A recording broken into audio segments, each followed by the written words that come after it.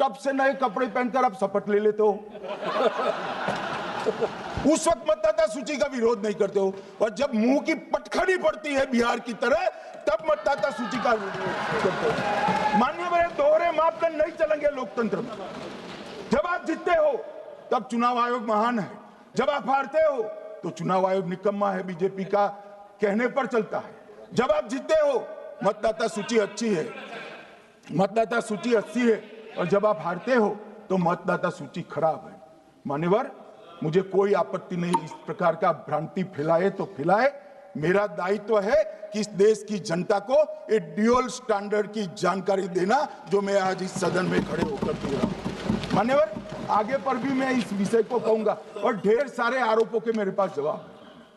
जो 3 press conference में, एक सादा प्रेस कॉन्फ्रेंस, एक एटम बम वाला प्रेस कॉन्फ्रेंस, एक परमाणु बम वाला, ये तीनों में क्या हुआ, इसके सारे जवाब मेरे पास है।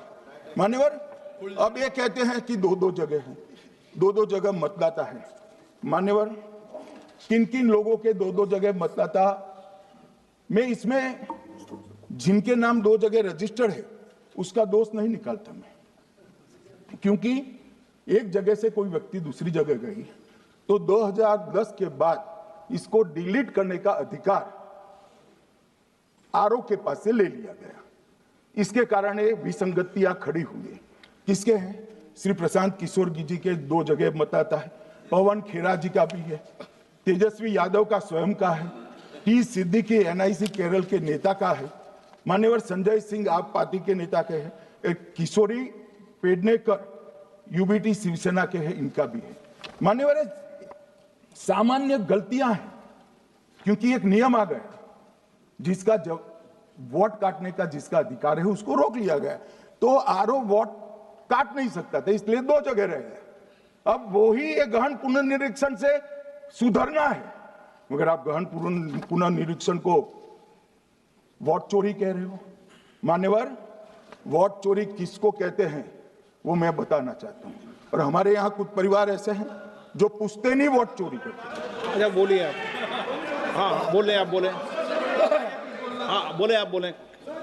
स्पीकर सर, मेरा कल एक सवाल था, जो हिंदुस्तान के इतिहास में पहली बार डिसीजन लिया गया कि इलेक्शन कमीशन को, इलेक्शन कमिश्नर्स को फुल, नहीं फुल इम्यूनिटी दी जाएगी।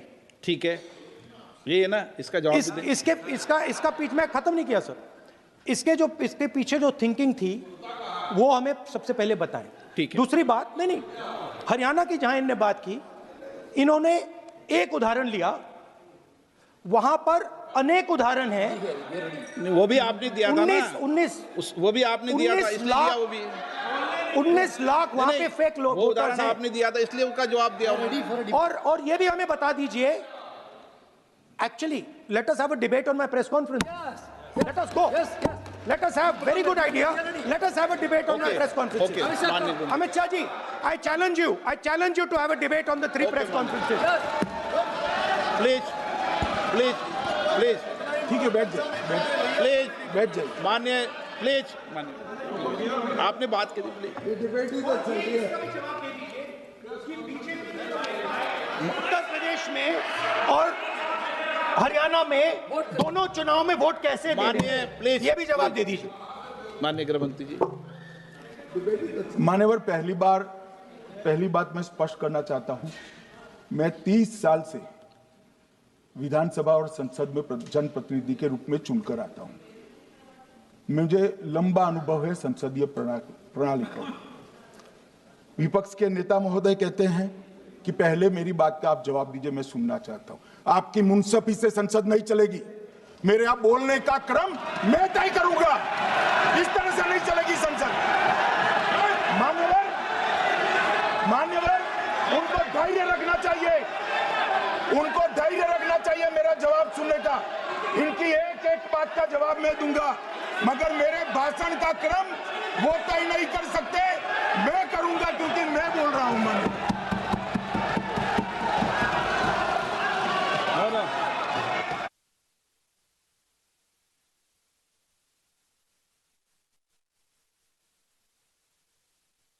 मिनट गृह मंत्री जी, एक मिनट गृह मंत्री, क्या गलत बोला उन्होंने? उन्होंने यही बोला, आपने जो बात उठाई है मुझे कब बोलना है मैं तय करूंगा, यही बोला ना। उसमें क्यों उत्तेजित हो रहे हो आप? हाँ, आपके 2-2 मिनट में खड़े होने से थोड़ी जवाब देते रहेंगे। नो, माननीय गृह मंत्री, नहीं हो सकता। मैं आपको फिर मौका दूंगा, मौका दूंगा आपको।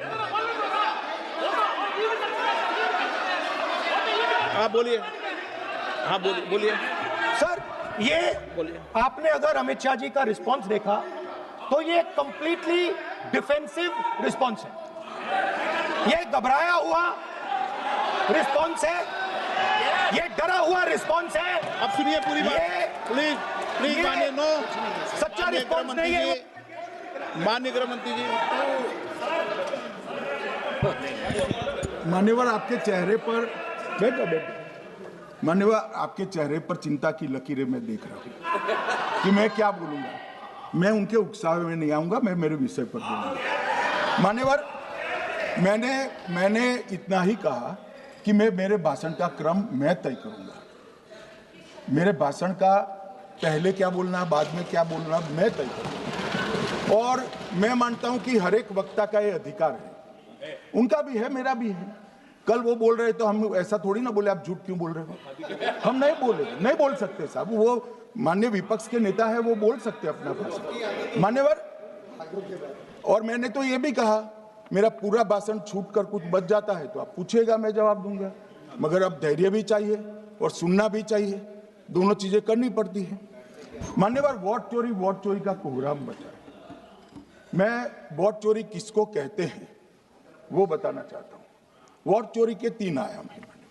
एक तो मतदाता नहीं है, मतलब योग्यता नहीं है, और आप वोटर बन जाते हो तो वोट चोरी माना जाएगा। दूसरा, आप गलत प्रकार से चुनाव जीतते हो तो वोट चोरी माना जाएगा। और तीसरा, जनादेश को डिफाई करते हो, मतलब वोट के विपरीत आप कोई पद प्राप्त कर लेते हो तो भी एक प्रकार से वोट चोरी होता है। अरे सुनो ना, क्यों जल्दबाजी करते हो मानिकम, क्यों? अब मैं 3 वोट चोरी की घटनाएं बताना चाहता हूं। सबसे पहली घटना हुई आजादी के बाद, देश का प्रधानमंत्री तय करना था। तय कौन करना था?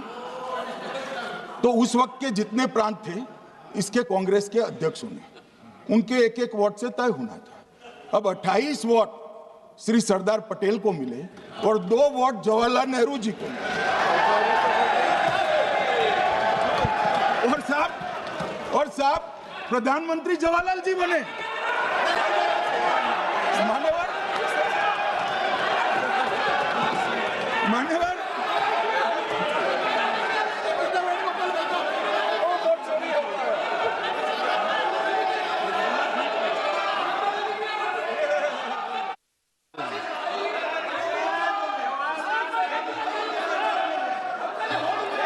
प्लीज माननीय गृह मंत्री जी, प्लीज।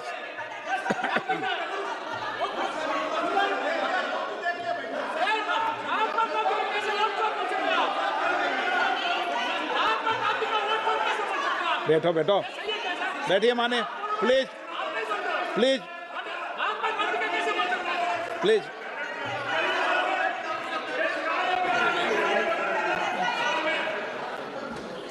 मान्यवर, दूसरी, प्लीज बैठिए माने सर, प्लीज, हर बार नहीं उठते, बैठिए। मान्यवर, दूसरे प्रकार की वोट चोरी और नैतिक तरीके से चुनाव जीतना, ऐसी वोट चोरी भी भूतकाल में एक बार हुई थी। श्रीमती इंदिरा गांधी रायबरेली से चुनी गई। इलाहाबाद हाईकोर्ट में श्री राजनारायण पहुंचे कि चुनाव नियमों के अनुसार नहीं हुआ। इलाहाबाद हाईकोर्ट ने ये तय कर दिया कि श्रीमती गांधी ने उचित तरीके से चुनाव नहीं जीता है, हम इसको रद्द कर दें। मान्यवर, ये भी वोट चोरी थी, बहुत बड़ी वोट चोरी थी। और उसके बाद में क्या हुआ? उसके बाद में वो वोट चोरी को ढकने के लिए संसद में कानून लाया कि प्रधानमंत्री के खिलाफ कोई केस ही नहीं हो सकता। मैं विपक्ष के नेता को कहना चाहता हूं, इम्यूनिटी की बात आप चुनाव आयोग की पूछ रहे हैं, इसका तो मैं जवाब दूंगा, इम्यूनिटी का। मगर ये इम्यूनिटी जो श्रीमती गांधी ने दी थी, इसके लिए आपका क्या कहना है? और उन्होंने तो स्वयं के लिए ले ली। उनका आरोप है। ऐसे नहीं चलता मान्यवर, आप जब बोले, जब 5-5 मिनट उठेंगे क्या? ये मान्यवर, उनका आरोप है। आप भी बोले नौ गलत। 1-1 मिनट में सदस्य नहीं उठेगा ना। मान्यवर, उनका आरोप है कि सरकार ने बनाया तो लोकतंत्र ने बनाया, तो जो समय का केस था वो बताया है, आगे का तो बताया। माननीय मोदी जी को भी सब लोगों ने प्रधानमंत्री बनाया है भाई, आपकी कृपा से नहीं बने हैं। मान्यवर,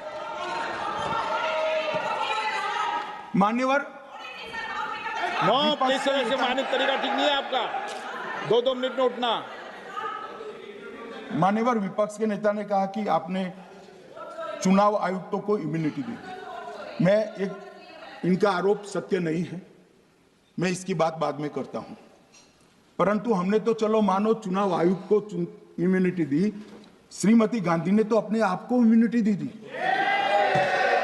और फिर जब ये संवैधानिक सुधार के वायरस चैलेंज हुए, तो वो केस जीतने के लिए 2, 3 और 4 नंबर के सर्वोच्च न्यायालय के जज को बाईपास कर चौथे नंबर के जज को चीफ जस्टिस बनाया और वहां केस भी जीत लिया।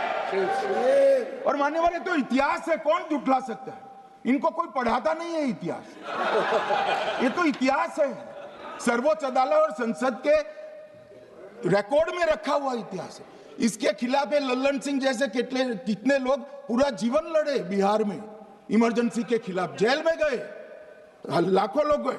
और तीसरी वोट चोरी कहना चाहता हूं, तीसरी वोट चोरी का प्रकार मैंने बताया था कि योग्यता नहीं है और मतदाता बन जाना। अभी एक वाद पहुंचा है, वाद मतलब डिस्प्यूट पहुंचा है दिल्ली की सिविल अदालत में। उसमें डिस्प्यूट ये है कि सोनिया गांधी जी इस देश की नागरिक बनने से पहले मतदाता बने।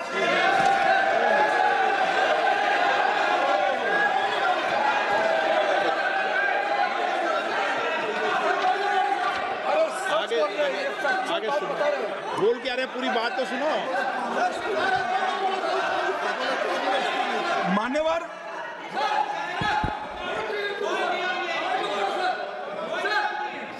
मैंने इतना ही कहा है कि अदालत में केस चल रहा है जो फैक्चुअल है। अब जवाब तो उनको अदालत में देना है, सोनिया जी ने यहां क्यों दे रहे हैं? अदालत में जवाब देना है।